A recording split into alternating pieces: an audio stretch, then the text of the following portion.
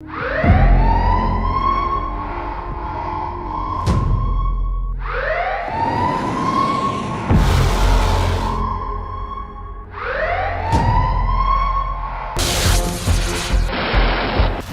के फ्रंट पर पुतिन ने बड़ा फैसला ले लिया है। 72 घंटे के अंदर रूस की सेना ने यूक्रेन पर इतने हमले किए हैं कि ज़ेलेंस्की ने गिनना तक छोड़ दिया है। अब पूरे यूक्रेन और यूरोप को फिर से डोनाल्ड ट्रंप से उम्मीद है कि वही पुतिन को रोक सकते हैं, लेकिन पुतिन का प्लान कुछ और ही है, जिसमें ईरान की बड़ी भूमिका नजर भी आ रही है। यूक्रेन के युद्ध का फैसला अब ईरान का ड्रोन करेगा। यूक्रेन के युद्ध का फैसला अब पुतिन का वो ट्रिगर करेगा जिसके दबते ही लॉन्च होता है ईरान का शाहिद ड्रोन।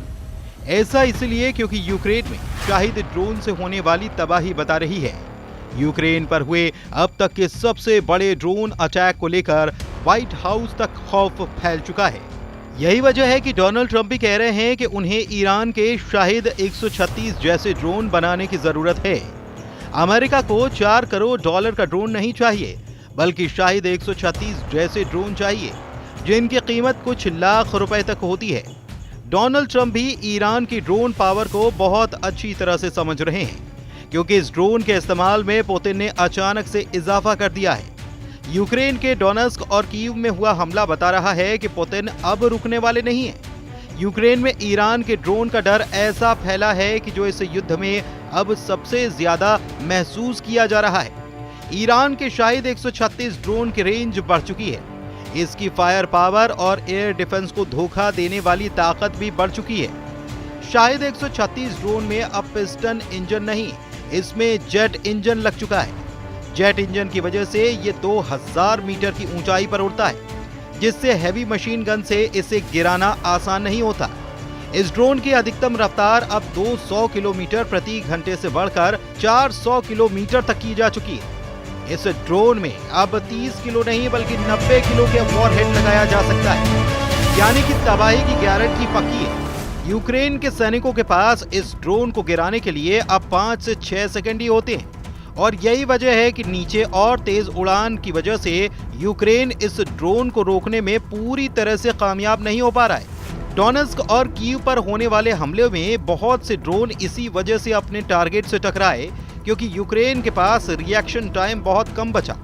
पुतिन की रणनीति और ईरान के ड्रोन की जुगलबंदी के बहुत ही खतरनाक रिजल्ट को एक ग्राफ के जरिए समझिए, जिससे ज़ेलेंस्की लगातार काउंटर करने की कोशिश कर रहे हैं। सितंबर 2023 में रूस ने एक महीने के अंदर यूक्रेन पर 500 ड्रोन से हमला किया। एक साल के बाद सितंबर 2024 तक रूस हर महीने 1300 ड्रोन से हमला करने लगा। नवंबर 2024 में 2300 ड्रोन लॉन्च किए गए, और अब मार्च 2025 तक रूस हर महीने यूक्रेन पर 4200 ड्रोन से हमला कर रहा है। यानी हर रोज यूक्रेन पर 140 ड्रोन कहर बनकर टूट रहे हैं, और ये ज़ेलेंस्की का सबसे बड़ा खौफ बन चुका है।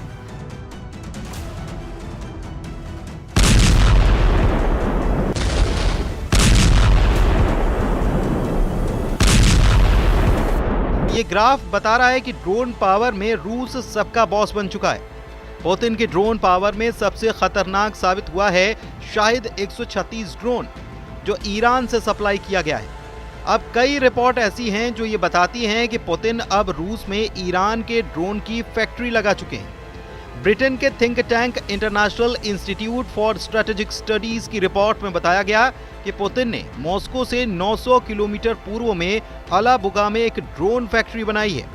इस शहर में रूस के और भी हथियार बनते हैं, लेकिन अब अलाबुगा में 80,000 वर्ग मीटर के इस कॉम्प्लेक्स में शाहिद 136 ड्रोन का उत्पादन भी तेज हो गया है। रूस में शाहिद 136 को जेरॉन 2 का नाम दिया गया है, यानी ईरान ड्रोन का रशियन नाम, लेकिन टारगेट हो रहे हैं ज़ेलेंस्की के शहर। पुतिन की रणनीति साफ है, वो ड्रोन की फैक्ट्री लगाकर अब सिर्फ ज़ेलेंस्की को ही जख्म नहीं देना चाहते, वो पूरे नेटो को बताना चाहते हैं कि उनकी ड्रोन पावर अब पूरे नेटो पर कोहराम बरसाएगी। आप इसे पुतिन की तरफ से होने वाली मौत की बारिश कह सकते हैं, और ये बारिश करने के लिए पुतिन की दूसरी फैक्ट्री देखिए। ये फैक्ट्री रूस के इज़हेस्क में है, जो मॉस्को से 1000 किलोमीटर पूर्व में है। यहाँ भी शाहिद 136 ड्रोन की कॉपी जेरॉन 2 का उत्पादन चल रहा है।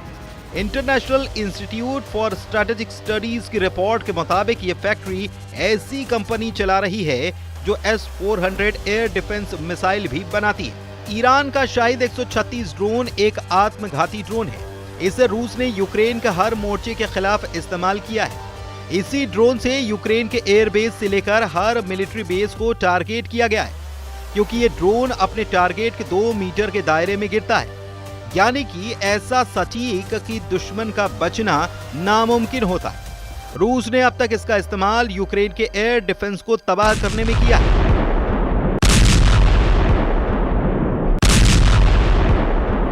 यूक्रेन के लॉन्ग रेंज रॉकेट सिस्टम जैसे कि अमेरिका से मिले हाइमार्स के खिलाफ किया गया है। रूस ने शाहिद 136 के जरिए हथियार गोदामों और मिलिट्री अड्डों को तबाह किया है।